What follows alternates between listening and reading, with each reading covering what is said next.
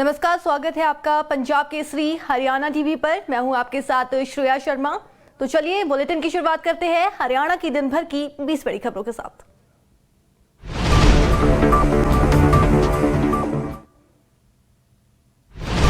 दिन से चल रहे किसान आंदोलन में जान गंवाने वाले 60 से ज्यादा किसानों की मौत पर मुख्यमंत्री मनोहर लाल ने दुख जताया है। चंडीगढ़ में मीडिया से बातचीत करते हुए सीएम खट्टर ने कहा कि आंदोलन कर रहे किसान गुमराह हो चुके हैं। सीएम ने उनसे और लोगों को गुमराह ना करने की अपील की है। सीएम ने उम्मीद जताई है कि 8 जनवरी की बैठक में समाधान जरूर निकलेगा।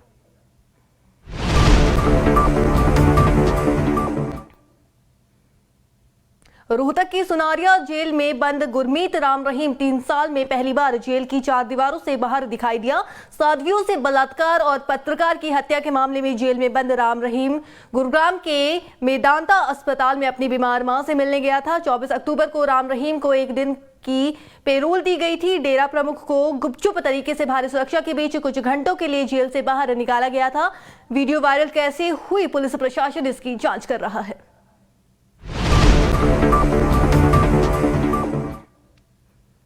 किसान आंदोलन में टारगेट पर आने के बाद रिलायंस ने पोस्टर जवाब के जरिए जवाब देना शुरू कर दिया है। फतेहाबाद में जगह जगह पोस्टर चिपका कर रिलायंस ने कृषि कानूनों पर अपनी सफाई दी है। सफाई में रिलायंस ने कहा कि कृषि कानूनों और कॉन्ट्रैक्ट या कॉर्पोरेट फार्मिंग से उसका कोई लेना देना नहीं है। उन्होंने कॉन्ट्रैक्ट या कॉर्पोरेट फार्मिंग के लिए कभी एग्रीकल्चर लैंड नहीं खरीदी।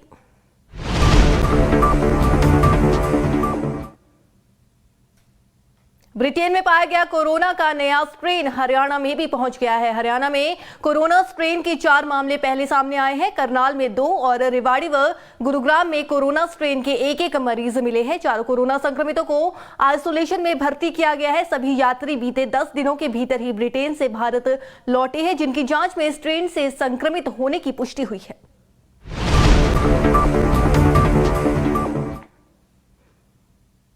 सिरसा पहुंचे किसान नेता गुरनाम सिंह चड़ूनी ने टोल प्लाजा पर धरना लगाए बैठे किसानों के बीच हुंकार भरी। चड़ूनी ने केंद्र सरकार को ललकारते हुए कहा कि किसान 2 कदम आगे बढ़ सकते हैं लेकिन पीछे नहीं हट सकते। उन्होंने कहा कि जब तक केंद्र सरकार कानून वापस नहीं ले लेती तब तक किसानों का आंदोलन जारी रहेगा।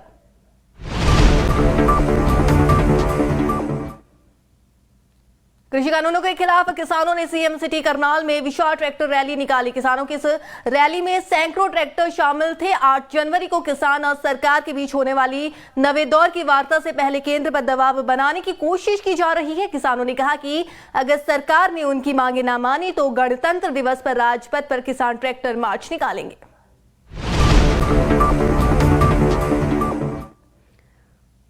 जिंद में एक नई नवेली दुल्हन ने शादी के 13वें ही दिन आत्महत्या कर ली। जिंद की हाउसिंग बोर्ड कॉलोनी की रहने वाली 25 वर्षीय विवाहिता ने 24 दिसंबर को ही लव मैरिज की थी। नई ब्याही बेटी की खुदकुशी की घटना से घर में मातम मचा हुआ है। पुलिस ने शव को कब्जे में लेकर जांच शुरू कर दी है। युवती ने आत्महत्या क्यों की, फिलहाल ये स्पष्ट नहीं हो पाया है।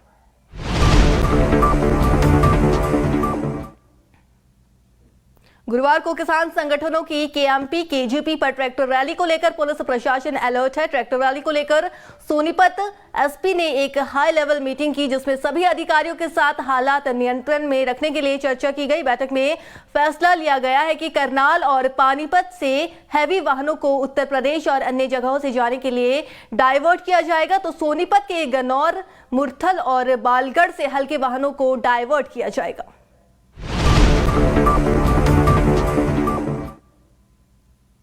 हरियाणा के मोस्ट वांटेड अपराधी राजू बसौदी के मददगार पंजाब पुलिस के जवान को सोनीपत एसटीएफ ने गिरफ्तार कर लिया है। जीरकपुर थाने में तैनात पंजाब पुलिस का हेड कांस्टेबल राजेंद्र राजू बसौदी की जाली पासपोर्ट बनाने में मदद करता था। राजेंद्र ने 10,000 रुपए लेकर मोस्ट वांटेड के पासपोर्ट की फेक वेरिफिकेशन की थी। एसटीएफ ने पिछले साल ही राजू बसौदी को थाईलैंड से गिरफ्तार किया था।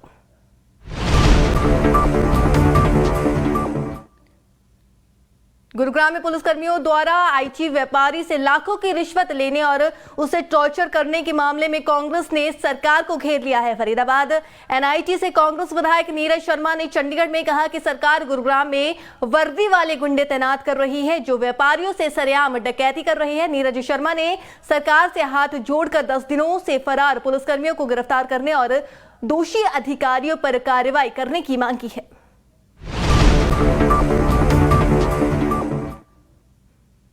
किसान आंदोलन के बीच पूर्व कांग्रेस नेता अशोक तंवर ने हरियाणा के पूर्व सीएम भूपेंद्र सिंह हुड्डा और कांग्रेस पार्टी पर गंभीर आरोप लगाए हैं। सिरसा में तंवर ने कहा कि किसान हितैषी बनने वाली कांग्रेस ने ही हरियाणा के अंदर कौड़ियों के भाव सैकड़ों हजार एकड़ जमीनें पूंजीपतियों को दी है। तंवर ने कहा कि कांग्रेस ने ही हरियाणा के अंदर अंबानी अडानी को स्थापित किया है, जिसका खामियाजा आज किसानों को भुगतना पड़ रहा है।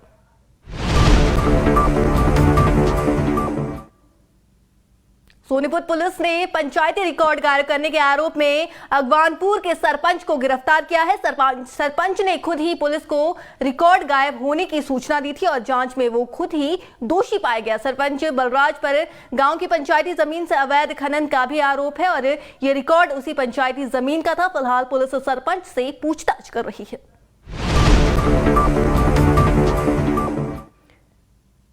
नूहकेपल्ली गांव में देर रात नहर का किनारा टूटने से कई घर जलमग्न हो गए। इस दौरान गांव में कई फुट तक पानी भर गया और 1 दर्जन से करीब घर जमींदोज हो गए। नहर के पानी को रोकने के लिए रात भर काम जारी रहा और सुबह जाकर पानी को रोका जा सका। पानी भरने से गांव में बाढ़ जैसे हालात पैदा हो गए हैं, जिससे लोगों का काफी सामान खराब भी हुआ है।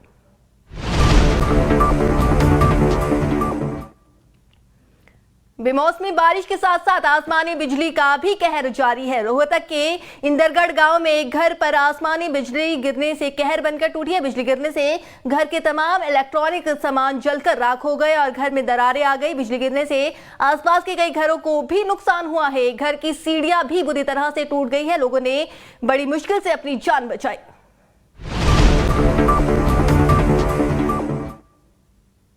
कृषि कानूनों के खिलाफ करनाल में निकाले गए किसानों के ट्रैक्टर मार्च में बच्चों ने भी हिस्सा लिया। किसानों के मार्च में छोटे बच्चों ने भी ट्रैक्टर चलाए और तीनों कानूनों के खिलाफ को लेकर सरकार के खिलाफ हुंकार भरी। नई अनाज मंडी से हुई इस यात्रा में सैकड़ों की संख्या में ट्रैक्टर शामिल हुए।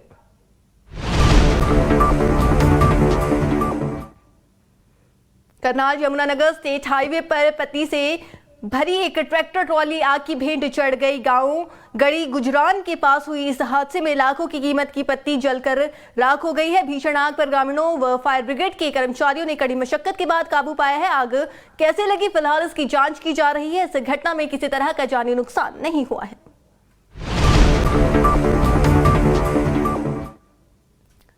पलवल में राष्ट्रीय राजमार्ग पर धरना दे रहे किसानों का आंदोलन क्रमिक भूख हड़ताल के साथ 33वें दिन भी जारी रहा। इस दौरान किसानों का मनोरंजन करने के लिए बंचारी गांव के बुजुर्ग कलाकार हरि सिंह भी धरने पर पहुंचे। प्रतिभाशाली ग्रामीण कलाकार ने दीपक नृत्य का प्रदर्शन कर किसानों का खूब हौसला बढ़ाया।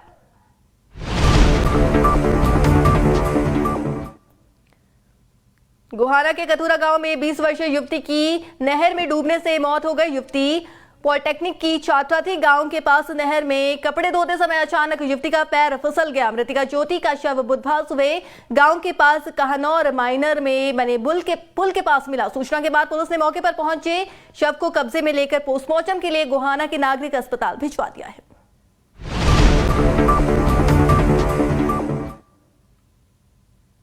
रोहतक के Sampla Sanskrit model senior secondary school में विद्यार्थियों ने अपने प्रिंसिपल के खिलाफ मोर्चा खोल दिया है। विद्यार्थियों ने प्रदर्शन करते हुए प्रिंसिपल के खिलाफ नारेबाजी की और उनके तबादले की मांग की। प्रिंसिपल ऑफिस में एक अध्यापिका के बेहोश होने से स्टूडेंट्स भड़क गए और हंगामा शुरू कर दिया। प्रदर्शनकारी छात्रों ने प्रिंसिपल पर अध्यापकों और विद्यार्थियों को प्रताड़ित करने का आरोप लगाया है।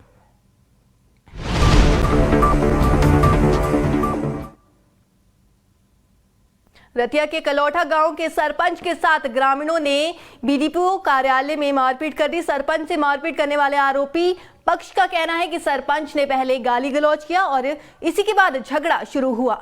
नौबत आपसी हाथापाई तक आ गई। मारपीट की घटना मौके पर लगे सीसीटीवी कैमरे में भी कैद हो गई है। फिलहाल मामले में सरपंच की ओर से पुलिस को शिकायत दर्ज करवाई गई है।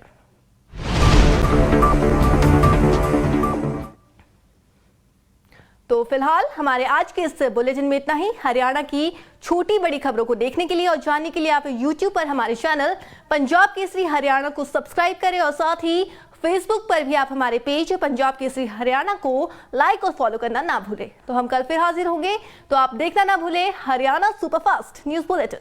नमस्कार।